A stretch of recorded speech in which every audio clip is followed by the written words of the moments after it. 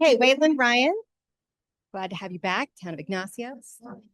I'll take it for morning all. So a couple little bit of news. We'll start with some business news. For those of you who are familiar with Long Do Co., they just opened up a brick and mortar in Ignacio, so you should come out and visit and get some tasty food. Rock Creek Phase 2 moving to housing.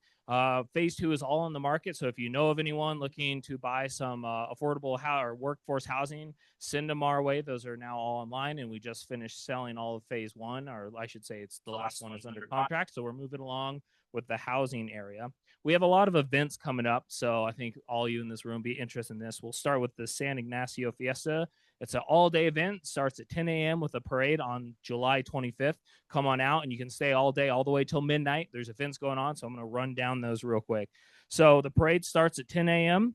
Then the El High Community Center from 10 to 3 is going to have food, games for all ages, bouncy house, which if they'll let me in, I'm going to be on that. Lots of other activities. And then Dancing Spirit is going to, Center for the Arts is going to have an ice cream social. I'll be there all day after talking to people and meeting residents and any of you fine fellows in the county that want to come out and visit us. And then lastly, from 8 to midnight, there's going to be a dance. The music is going to be Abel Lucero. That's at the Sky Ute Fairgrounds, just, so see, that'd be south of town. So come on down and spend all day with us. It'll be great. We'd love to have you all.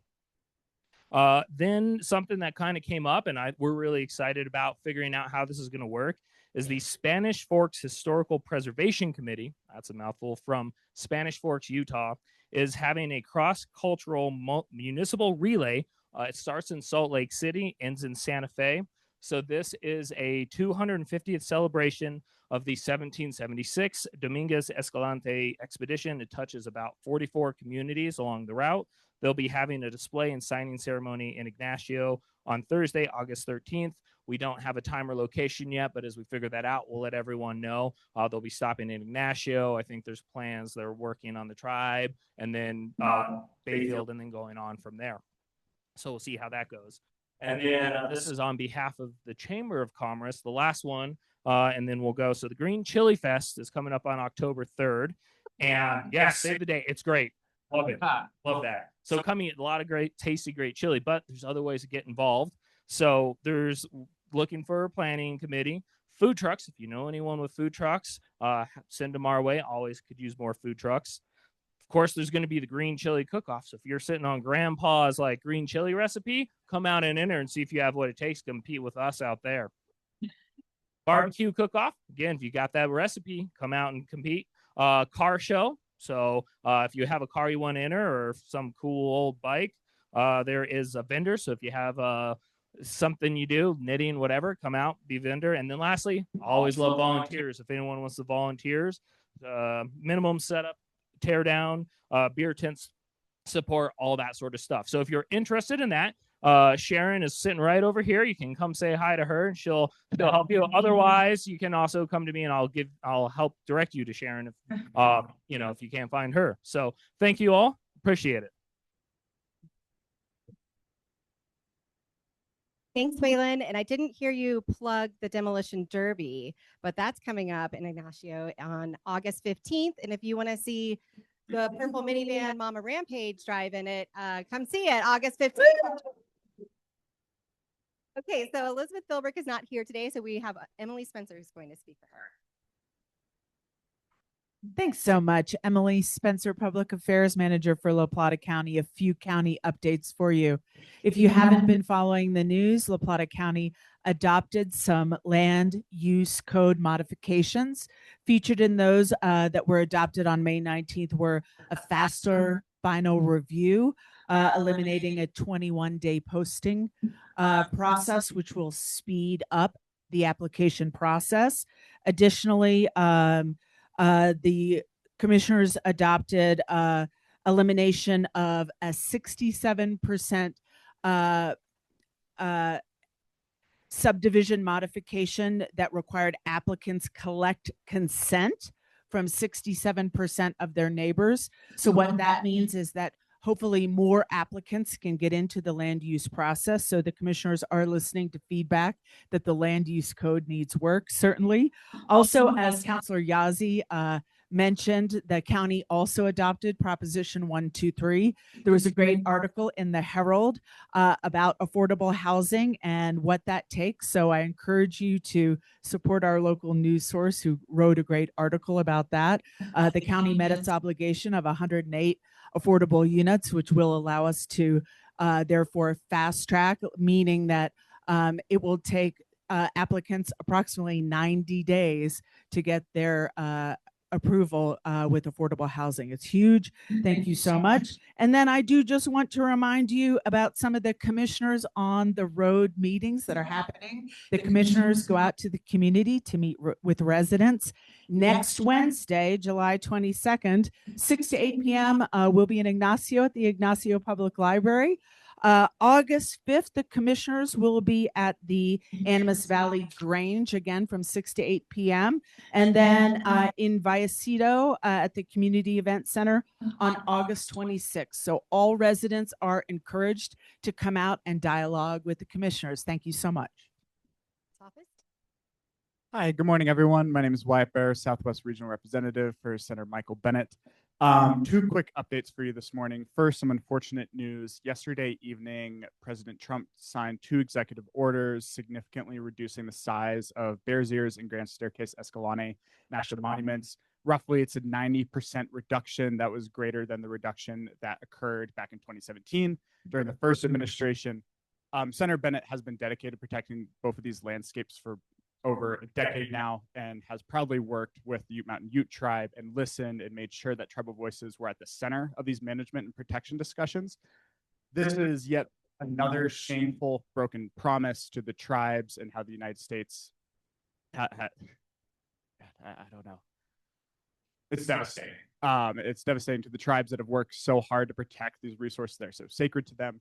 It's devastating to the Western leaders and the American people in our community too. I know that these places are 2 hours away, but I go there all the time. I'm sure all of us go there all the time. So in no way is this the end of the line for Senator Bennett and all the folks that have worked so hard. We'll continue to push. Thank you. We'll continue to push for more protections moving forward. And then secondly, I know this isn't exactly happening in Plata County, but we are feeling the effects of it. The fires, of course, are raging across Southwest Colorado and Southern Colorado right now. Unfortunately, we're getting some moisture. But Senator Bennett has been in close communication with incident management teams and the local leadership on the ground for the Ferris Fire, Gold Mountain Fire, Aspen Acres Fire. And if there's any needs that happen in this community, please reach out to me if there's anything that we can elevate to national leadership during a devastating wildfire season. Thank you.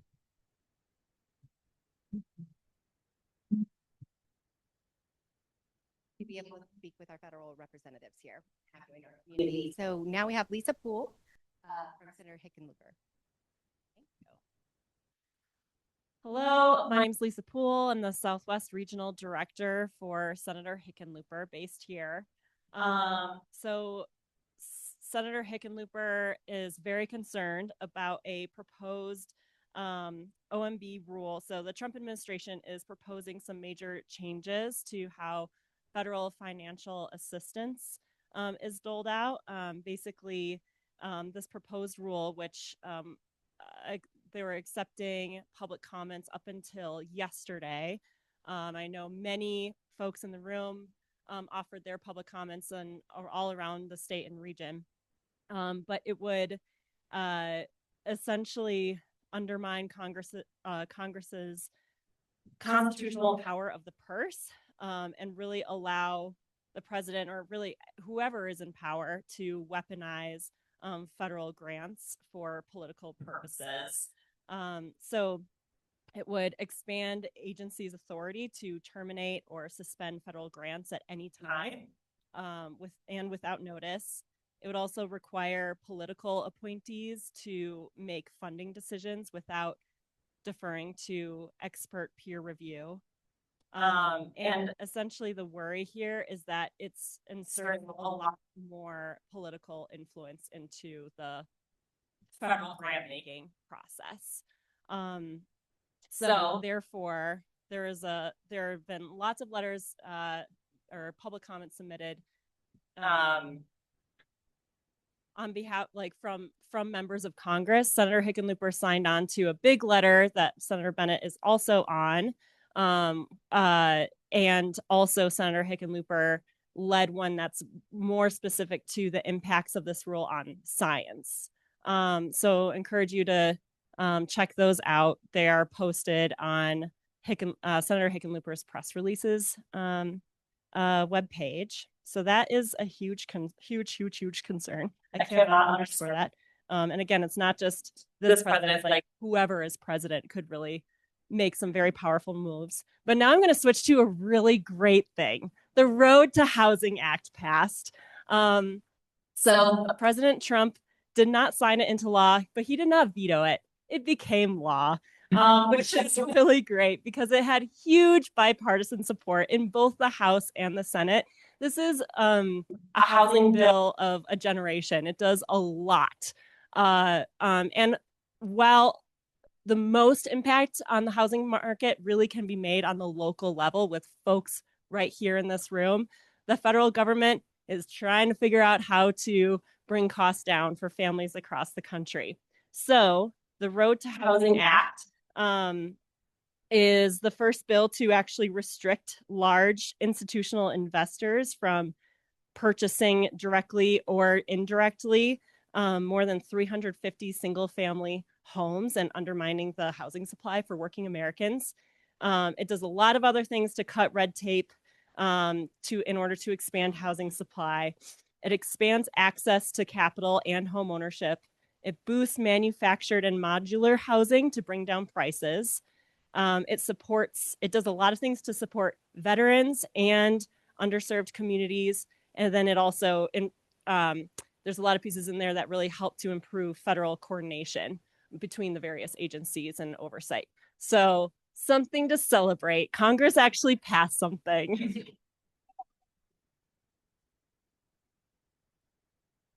We're going to move into Dan Korman's real quick because he has to leave, I know.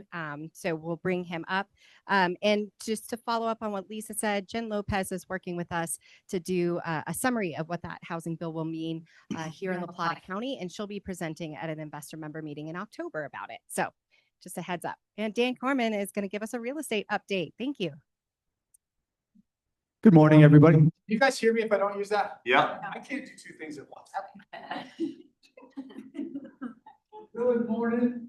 My name is Dan Korman. I'm the owner broker of Alpenville Properties, a local residential and commercial estate firm. We do property management all the way through leasing and selling commercial properties.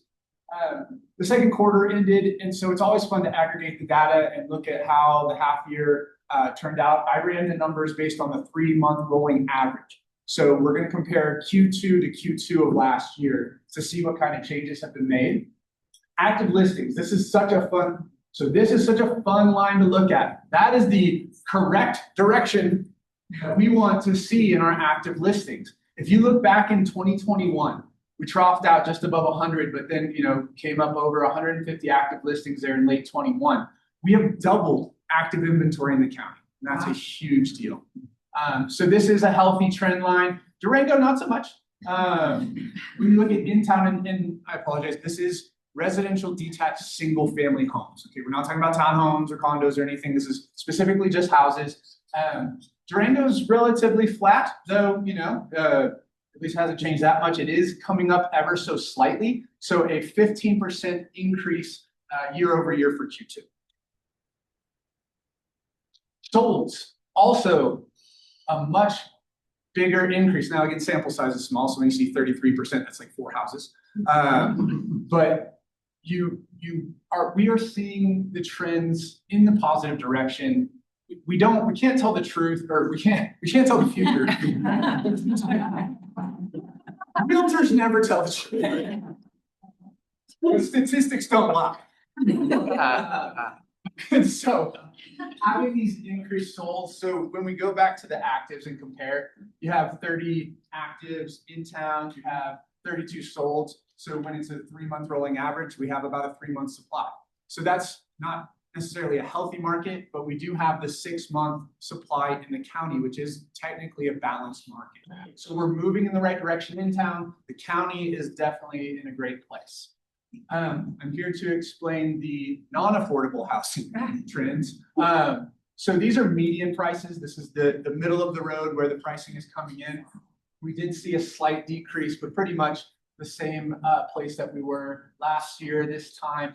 In town Durango, still seeing just that push. We have high demand, we have low inventory that inherently pushes the prices up.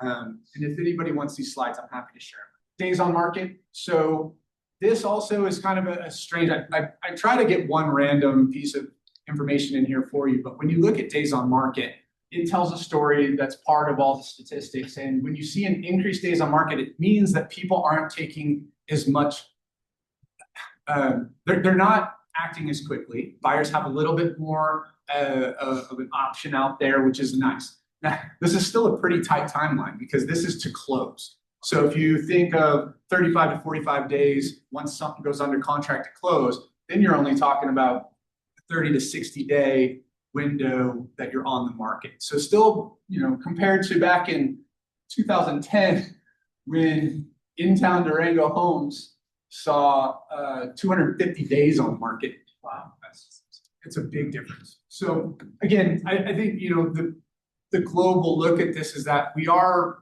going in the right direction. We're adding some inventory. Interest rates are, you know, if you have good credit and you put over 20% down, you can get in the high fives, low sixes right now, which is a totally normal rate, not in our brains because we saw 2.5%, 3%. But when you look at the trends, when 6.5 was the record in 2004, I think it's all starting to normalize a little bit. And that's what I came here to say today. Thank you so much. Yeah. I had a new addition, and I'm here to say that I'll take care of your phone just like my babies.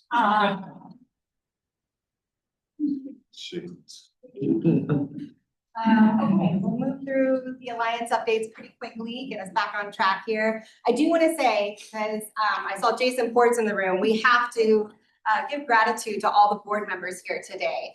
Elizabeth, our board chair, is incredible. If you're on our board, can you please raise your hand or stand up?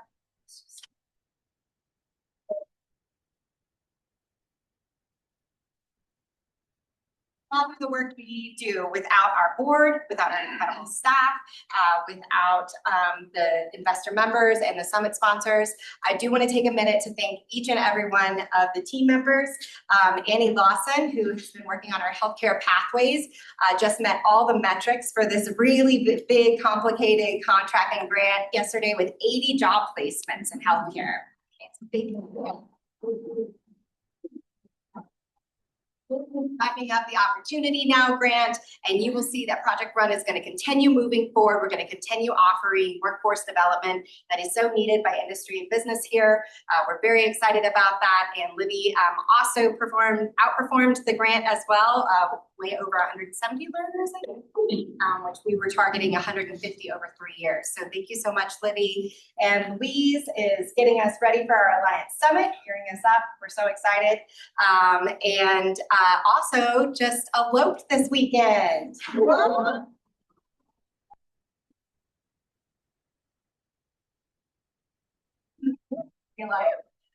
we will have the airport economic feasibility study. That's part of our building business capacity. That study will drop on August 15th, and we will be bringing in Andy, who has been leading this at our next investor member meeting to go over what we've discovered, our recommendations to the county, to the city, as well as all the stakeholders at Animas Air Park. And I hope that takes us into the next iteration of evolving that space for light industrial and for business and industry.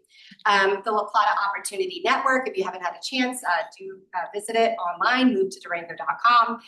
We are working on our local job board there and really trying to make that more of a robust offering here locally for business and industry. Attainable housing, our Catalyst Fund application is open. We have had 3 applications that we are hoping to move up to the Catalyst Fund committee and working group this month so that we have an announcement at our next investor member meeting of who we're able to invest in. The revolving loan fund is that application is also open. So if you know of an attainable housing project that needs to add to their capital stack, we have 1.75% loans up to $500,000. That helps that capital stack for it to pencil out for attainable housing for the workforce. And then Project Run, workforce development. Again, we had a great early childcare educators, business and leadership, as well as a water operator class. Both of those were very successful this summer. And Livia is already working on a new offering in tandem with our nonprofit partners that we hope to announce here in the next couple of investor member meetings as well. We had 10 internships here in La Plata County, a $20,000 investment. You get to hear from one of the interns today. We're really excited to see this local pipeline being built and the success we've seen with the internship program. And we're looking at finding more funding so that we can continue to do this work. And most importantly, the tickets are on sale for the summit. So if you haven't bought yours yet, please do. We're very excited to be talking about leveraging public wealth for shared prosperity at this year's 19th annual summit at the Skyview Resort. And the first 100 tickets purchased, which our first ticket was Jack Llewellyn. So thank you, Jack. And you will get a copy of this book, and Kyla will be around in the afternoon of the summit to sign the books as well. Thank you, Maria's Bookstore, for working with us. I see Evan in the room. Thank you so much. This book is incredible. If you haven't had a chance to read it yet, if you have high school or college kids, you should have them read this. It really breaks down our monetary system and our economy in a way that you can grasp it very, very easily. Kyla's incredible about explaining really complicated issues in a very simple manner. So we're excited to have her as one of our keynote addresses as well for the day. So with that, we'll go right into Dave Rathman of Purgatory Resort is going to give us the economic outlook of Purgatory and some future projects there. Thank you, Dave. Thank you. We'll see how quickly I can get through this. There's a lot of information. And 8 minutes, is that right? That's right. Here we go. So in the last year, we have now bought out the former owner, all the remaining holdings, and put it into one big holding company. And I'm now the CEO of that bigger company. So the economic impact. Every year we host about 365,000 visitors. Generate approximately 37 million in capital improvements the last 10 years. So roughly 3.8 million a year goes right back into the resort. With the new lift that will open this winter, we will be up to 1,645 acres with 114 trails. And if you didn't know, Purgatory's been named the #1 resort for beginners the last 2 years in a row by Open Snow, which is an authority on ski status. We're one of La Plata County's largest seasonal employers. We get up to 850 or so employees per year. And of that, we have 110 that are year-round professionals. We have lots of professionals that do a lot of the same things that everybody in this room does, from now real estate brokers to accountants to lawyers that are on our staff. So to add all of that up, we have quite an impact on the community. When you take our seasonal jobs, I mean, how many people in here have worked for Purgatory or your family members? I mean, it's like you go to a mountain community, a lot of people at some point during their time work at the ski area. So we're pretty proud of that, and we hope everybody has a good experience. The indirect impacts are pretty enormous too, and I'll get into that in a second. So when you take the direct effect of how much money we generate coming in and how much money we spend, it's about $65 million a year that goes into this economy. When you take the government multiplier and take what all of that does once it gets spread throughout the community, when people spend their wages or people take that money that we paid a contractor and they invest in their business, it's over $100 million a year. We spent a lot of money with people that are here in this room. We try to do everything we can from a planning and professional consultancy basis from companies that are right here, either in Durango or in the Southwest. You know, I saw my old friend Elizabeth Howe here. One of our biggest expenses is snowmaking and the power required. So when we look at the utilities, a lot goes right back into the community. Retail F&B and operating supplies. Obviously, we run a big food and beverage operation. And although a lot of the food goods come from New Mexico, we're so remote here. Obviously, we put that money back in when we need to buy like a lot of beer, we buy local. Insurance, advertising, and equipment rental. Again, we rent a lot of yellow iron. So those of you in the construction business, you probably have seen a lot of yellow iron up at Purgatory Lake. So you throw all this together, it's about 13 million that goes right back into the local economy. Tax revenue. So again, when you look at Purgatory, we're in the county. Between our property tax and the far right, the state and use taxes, lodgers taxes for the county, we push about $3 million a year that goes right back through those tax channels. In the middle, that's our friend from the U.S. Forest Service. So we are primarily on federal land and we pay land rent. So based on every dollar we take in, depending on the category of dollar, some of that money goes back to the federal government. It goes right into the federal government's general fund. We hope someday that'll go into the San Juan National Forest. We do a lot more than just what you see on a balance sheet or on our income statement. So we generate a lot of, we hope, goodwill by supporting our local nonprofits. A little over $150,000 a year between cash contributions and our in-kind donations. So everything from Durango Devo to the Durango Winter Sports Club to, Big Brothers, Big Sisters is a big one for us. We have, through ourselves and our Coleman Family Trust, supported some workforce housing initiatives. That's a big deal for us. We want to be able to give back, and all of our employees want to make sure we give back and do the right thing for the community. The other big thing for us, and you're probably hearing a lot more about these events, but we just hosted Total Archery Challenge for the second year in a row. This year we had over 4,000 people participate for 3 days.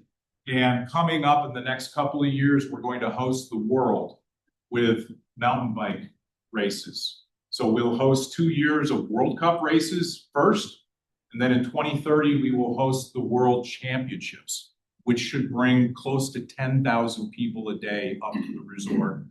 If you remember, in 1990, Durango and Purgatory were the first ever mountain bike world championships. So this will be the 40th anniversary. So we're really excited about that. These longstanding partnerships are really important to us. As I said, we work closely with Visit Durango, the Hospitality and Lodging Association, the Restaurant Association. We try to make what we can do be a force multiplier and bring everybody together and turn 1 + 1 into 3. That's our mission. That's all well and good. Things have gotten really tough. We need your help. We need everybody's help in this room, and I'm sure Purgatory is not alone. We are getting regulated to death.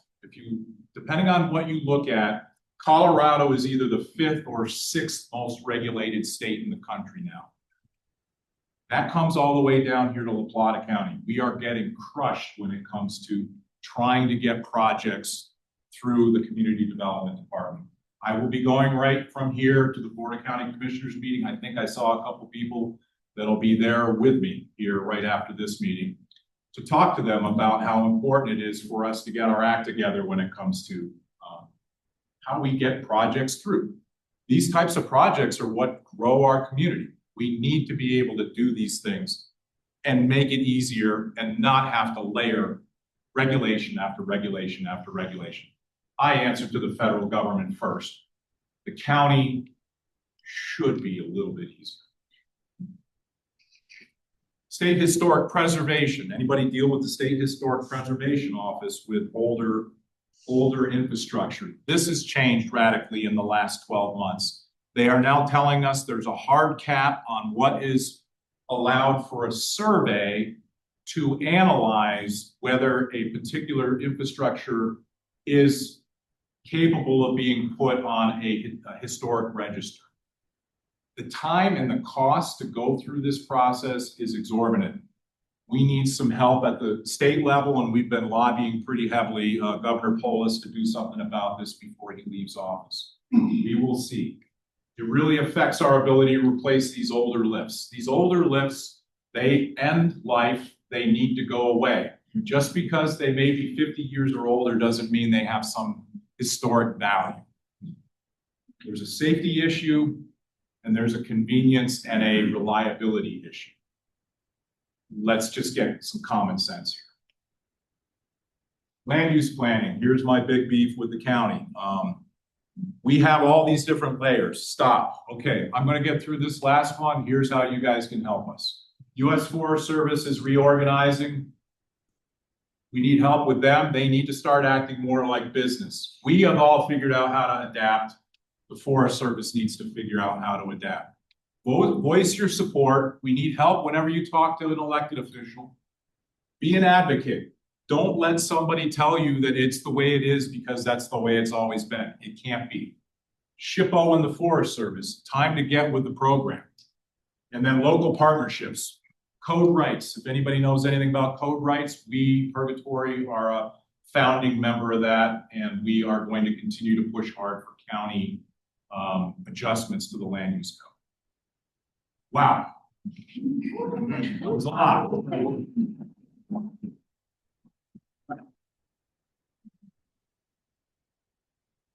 Hey. And the lift is on time, on schedule, on time. Now. Hi, thank you. Okay, I get the pleasure of introducing Kyler here in a moment, but as Sarah mentioned in the very beginning, one of our pillars is workforce development. And we invest in our interns, in our students, recent graduates here through the Economic Development Alliance. This program's been going on for a bit of time. This year, as she said, we awarded $20,000 to 10 different organizations to support them hiring an intern. We used to partner with Fort Lewis College to do this. Now we just do it through the EDA. It is so near and dear to my heart. That's why I get to stand up here and talk about it. It makes me so happy. Dave and I go way back and ski industry partners. And I have really spent a long time in my career trying to support young people coming up through the community, through the industry to do the things they love. We did this at Purgatory. We did this at the Plata Electric Association. It's such an honor to get to talk about it here at the EDA. One of the things we did with our program this year is to ask each intern as they complete their program is to come and talk about it to this group, like what it was like. We want to convince everybody in this room that they should hire an intern, whether it's from DHS or Big Picture or Fort Lewis College, hire an intern.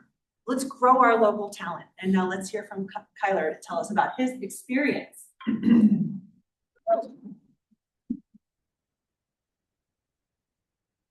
My name is Tyler Harbison. I am an intern for, over the course of the summer, an intern for Business Summer Intern, and I'm currently an intern for SCAPE. I am a Wake Forest incoming sophomore business major, but I'm a Durango local. I graduated DHS class of 2025, and I'm actually a 5th generation Durango local. If you know the Bodo family, Lemon family, Compton family, or Hartson family, that's us. I want to start by giving a huge thank you to you guys, the Economic Development Alliance, because you guys funded the first 2 internships, Farm to Summit and Esoterra, through the scholarship fund. And obviously we're helpful in the connections with SCAPE. So let's jump right in. I only got 8 minutes. I want to start talking about Farm to Summit. Super awesome company if you're not familiar. They are owned and operated by Lou Barton. And they're run on powerful values, women owned, LGBTQ+ owned, and they're actively fighting food waste in our area in a really huge way. Really young company. They take seconds produce, which is produce that is like, it's not perfectly aesthetically right to be sold to a lot of markets. And so it's like wrong color, wrong shape, whatever else. And it would have been thrown away by a lot of our local farms, but Farm to Summit takes it, buys it, that supports the local farms. And they use it to create dehydrated backpacking meals. And that supports our backpacking and just outdoors community in general. I've had Farm to Summit the past week myself while I was out hiking. So it's pretty awesome the way they've made a massive impact on food waste. Four-year-old company, but they've made huge strides in the area. They're actually being sold in a bunch of REI locations across the entire nation right now. which is pretty phenomenal. And they've recently developed this production facility that you can see in the picture there, which is down on Highway 160. What did I actually do for them? The first thing I did when I got there was an analytics report. The biggest thing I did was understand the brand positioning so that I could do the rest of my job better because I just walked in the door. I got to look at Shopify Analytics, Google Search Console, and a couple of other analytics reports and generate like an overall summary for the management over at Farm to Summit so that they could understand their situation. It's not something that young companies would do very often, but it's super critical to knowing where to point their growth. So I got to do that, and it helped me understand the competition, help me understand where our positioning is. Then I jumped into the more important projects, which was search engine optimization. This was pretty critical. I had to learn this. I didn't know what I was doing at all. So I had to learn how search engine optimization worked. And you laugh, that is a disadvantage in most cases, but in this case, it was actually an advantage because the world of search engine optimization has changed drastically lately, given AI. And so I was less bogged down by most people with like old school SEO techniques, and I was able to actually figure out what the important things are to get real impact for Farm to Summit. And I made a real impact for them. And the most important thing that I did was create an SOP at the end of this. I logged everything that I did, created a standard operating procedure, just a document that any non-technical employee at Farm to Summit for years to come can follow these exact steps and keep what I did up to date for years to come. So not something that Lou has to worry about for a long time. The next thing I did was blog optimization. Lots of our competition have really active blogs on their website. And so Lou recently launched a blog on the website. It's got 4 posts right now. So the first thing I did was analyze all the competition's blogs, see what they were doing well and what we can be doing better. And then I went in and I optimized those 4 blog posts with things like internal backlinks, external backlinks, and some keyword optimization and header optimization. Pretty simple stuff on that end. But what I really did was I created another SOP, a second one, so that anytime any blog post is rolled out at Farm to Summit, they're going to look over my SOP before they launch it, and that make sure that they do the right things to make sure it's optimized. Those two really tie together. Those are both critical for search engine optimization because blogs are really big for AIs, crawlers, checking the websites. Anyways, my key takeaways from this is I learned the usefulness and limitations of AI. For example, I don't know how to code. I have no idea how it works. But I was able to actually insert code into the back end of Farm to Summit's website. It's code that was written by AI. So that was pretty cool. But I also learned the limitations of AI. For example, if you have AI generated content on your page, that's going to lower your search engine rankings because they can read that and they want authentic content. So that's important. And then another key takeaway is I learned how e-commerce businesses succeed in the modern landscape. And I got to look, I love diving into the analytics. I love learning about the world of backpacking food is a lot deeper than I thought. So it was really, really cool to learn all about that. I'm going to jump into my second internship, Esoterra Cider. This is a super cool new company, local as well. They are a award-winning hard cider made from heritage apples from Colorado's historic orchards. And they've recently expanded into wine, which has been really big. You'll see Esoterra wine all over in stores around Durango. And they've also recently expanded into the Arboretum location, which you can see in that picture right there. This is up on Florida Mesa, and it is a really cool, underrated location for food, live music, delicious drinks, and things like that. So it's pretty awesome. And they have an event venue there too. So, you know, if any of you guys are looking to get married, you go out there. And they're expanding into a Durango household name. Really big growth out there. I got to do some sweet stuff over here. I got to do competitor digital analysis, which means I looked at competitive companies, one of which being Foxfire Farms. And I got to see how they were doing their digital presence and comparing it to Esoterra, things like Instagram, Facebook, and their websites. And then I got to do QR code implementation as well, where I created the QR code, table tent, put it in the tasting room so that they can read that. The most important thing, that can generate customer reviews from existing customers and new customers.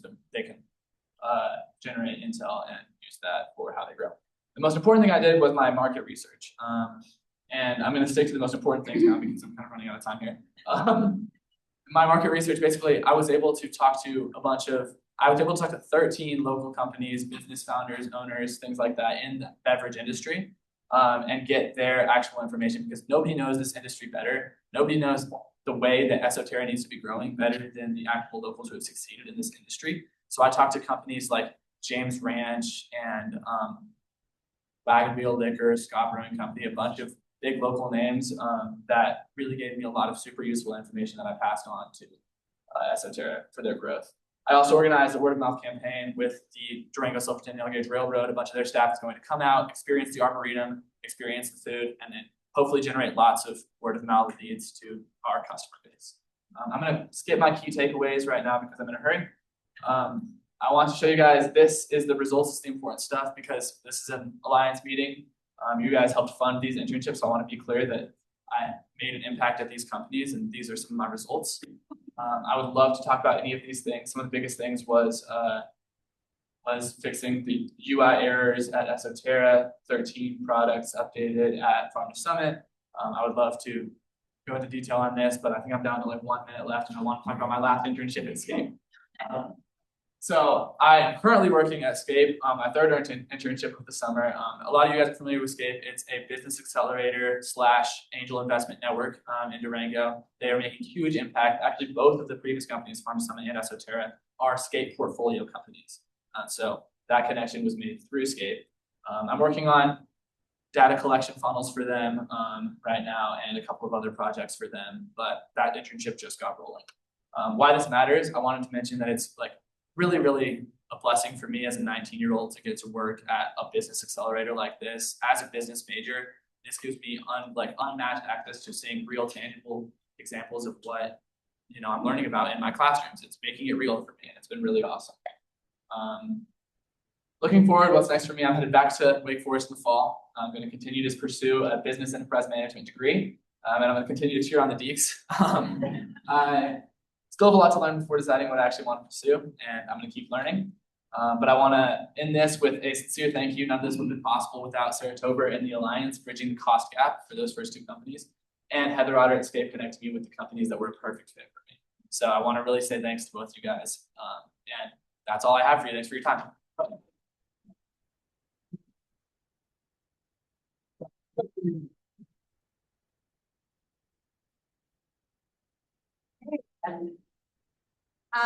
And for our last presentation, we're going to have Brad Tafoya from RMW Tafoya Barrett and Associates, PC. If you don't know this little known fact, Brad was one of the original board members of the Alliance when the Alliance was formed. All right, nothing like being last and following some great speakers, including a 19-year-old who speaks like he's been doing this for 35 years. So I don't have a lot of time here. I'm going to talk about today. Most of you know Tafoya Barrett and Associates. We've been in the community for over 50 years. GPA for serving the community. So I'm going to talk about the decision that we made to merge and be acquired by RMW County, and what I think that means to Plata County and our local business owners. One thing I saw earlier today that I just saw that I like, this is why we did this, leveraging partnerships and building possibilities. So a lot of people, the interesting part is not that we merged and then we got acquired by RMW County. It's why we did that. And again, what that says about local small businesses in the community here. It wasn't about leaving Durango. It wasn't about me retiring. I said that earlier a couple months ago. I'm still here. I'm still a minority owner in our RMW County. But I'm here for the long term because I believe in this community and what we can do. And so it was really about giving our clients in this community access to deeper expertise, technology, and resources while keeping the local team here in Durango serving the community. Three things that we're seeing that I think small business owners are facing and asking us about, and that's some of the things we've talked about here already: increased complexity, finding talent, and business owners are wanting strategic partnerships instead of just compliance. Interestingly enough, one of the things I'm going to talk briefly about that's been mentioned already is AI. Why I find that interesting is that I don't know if Dave is still here, and I hope I don't give away a secret from Dave, but I'm pretty confident that Dave used Claude AI to put together his presentation. Why do I know that? Because I use Claude AI and you can see some similarities in the slides. So we're all using AI. We're going to talk about some of the things that we're facing. is more complexity than ever, right? It is simply harder to be a business owner than even it was 5 years ago. Labor, regulations, Dave talked about that. Small businesses are facing regulations as well, both the state and federal level, tax laws, et cetera. AI, what's that going to do to us? And succession planning.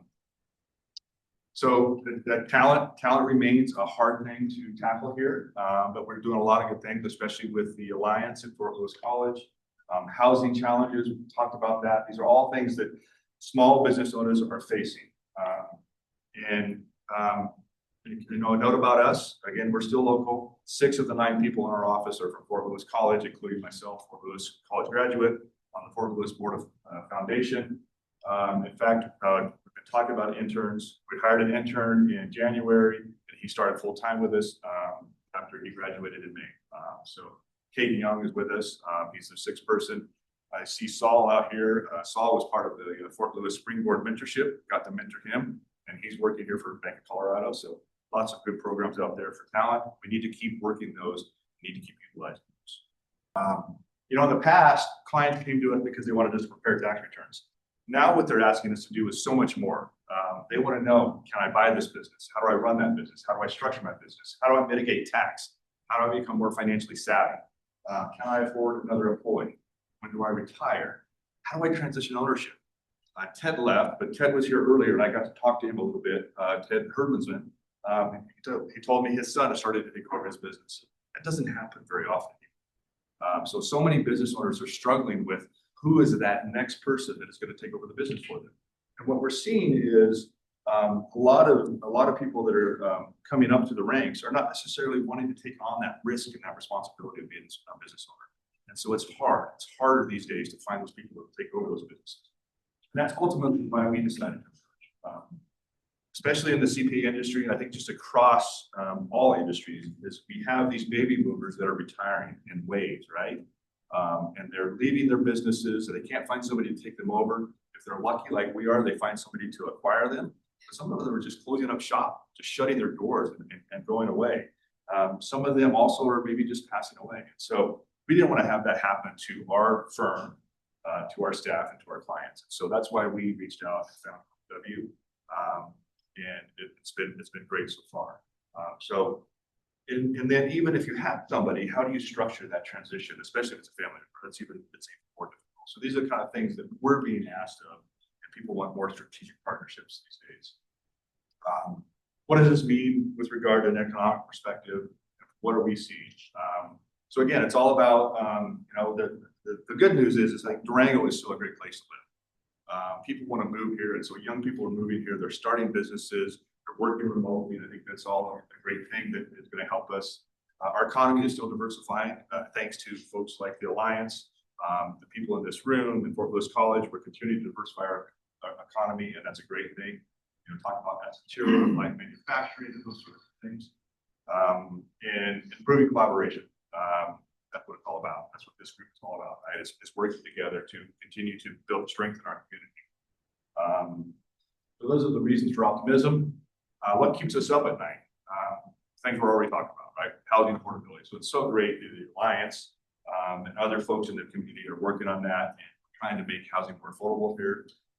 I've had employees that, you know, I'm paying well, but they still can't afford to live in Durango, so they have to go and buy a home in Ignacio or something like that. It's hard. I've got 2 employees that live in Mancos. They commute here every day. It's hard. So we need to continue to work on that. The next generation of owners, I mentioned that not a lot of people are wanting to come up and want to take the responsibility and the work ethic to become a business owner. And so what is it that we can do as business leaders to mentor them, to make it easier for them so that when the time comes for them to step in, you're ready and able to do that. And then of course, technology. You can dislike AI, you can discredit it, but it's here. The train has already left the station. So if you're not using AI, if you're not using it well, and you're not using it safely, you're going to be left behind. And I mean that. Your employees are using it whether you know it or not. And so you probably need to have some policies around how to use it and how to use it safely. We're working on that. We're helping our clients work on that. Probably important. Again, none of these things are impossible, but they require all of us working together. And Again, when we chose to join RMW, people asked if we were leaving Durango or if I was retiring. No. My answer is exactly the opposite. We made the decision because we believe in Durango's future. We believe in our people and our clients. We believe in this community. And it really, there lots of CPA firms have gone out of business or not had successful mergers. And I see the need in this community. We're getting clients, potential clients all the time contacting us. And right now we can't service them all. But with RMW helping us, eventually we're going to be able to serve the community. So that's why we chose RMW, and we're here to stay for the long term to build a legacy for a CPA firm here. And I think that's it. Thank you.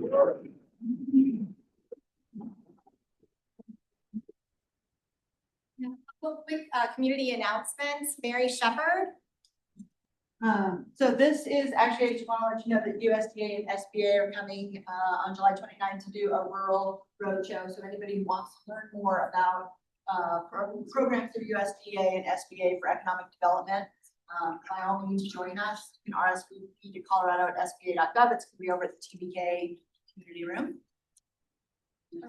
And then I just wanted to quickly let everybody know that we do have a business resilience program right now for disaster. So there are 3 modules: mitigation and preparation, response and stabilization, recovery, and rebuilding. So right now, drought is probably our biggest piece here, but you know, we're seeing across the state these giant fires.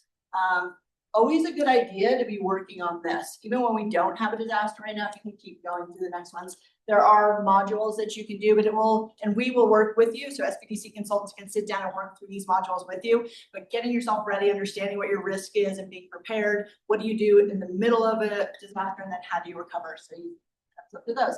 One thing I don't have on here that you might want to look up, Fort Lewis and the Center of Rural AI is doing an event for businesses specifically. If that is something you're interested in, are you gonna? Yeah, okay. Andrew's gonna go ahead. Go ahead. All right, hi, thank you. So unscheduled community update. So I'm Andrew Aiken, Executive Director for the Center for Rural AI. We're based here in Durango. We're scaling nationally at this point. We're working with Fort Lewis College, and we're working with a national organization called the Center on Rural Innovation. They have 45 chapters across the U.S. They are doing a tour of 12 cities in the United States, and they want to connect with local business owners and leaders. And it's going to be here. It's going to be next Wednesday, and it's a conversation. So it's not a presentation. It's going to be really interactive. So they want to hear from business leaders, their perspectives on AI, how you may be using AI today, what you're thinking about it, your concerns, your questions. So it'd be very, very conversational. 2-hour event, free lunch included. There may be 20 minutes of presentation. The rest is going to be conversations. All right. And so the timing is great. AI has been mentioned a few times. It is here whether you like it or not. So we better figure out how to use it to the best of our ability. The Center on Rural Innovation is going to be putting together a national report. We're working with some federal agencies on figuring out how to provide resources to rural businesses and entrepreneurs so that we can leverage AI effectively. Thank you, Andrew. Right? Appreciate it. And he'll be around if you have any questions. And I'll leave some of these out front. Please register for the event. And if you would like to subscribe to our newsletter, that's our QR code right there. Our next meeting is on August 11th at 9 a.m. Be a part of the conversation. Thank you so much. And don't forget to buy your ticket for the summit.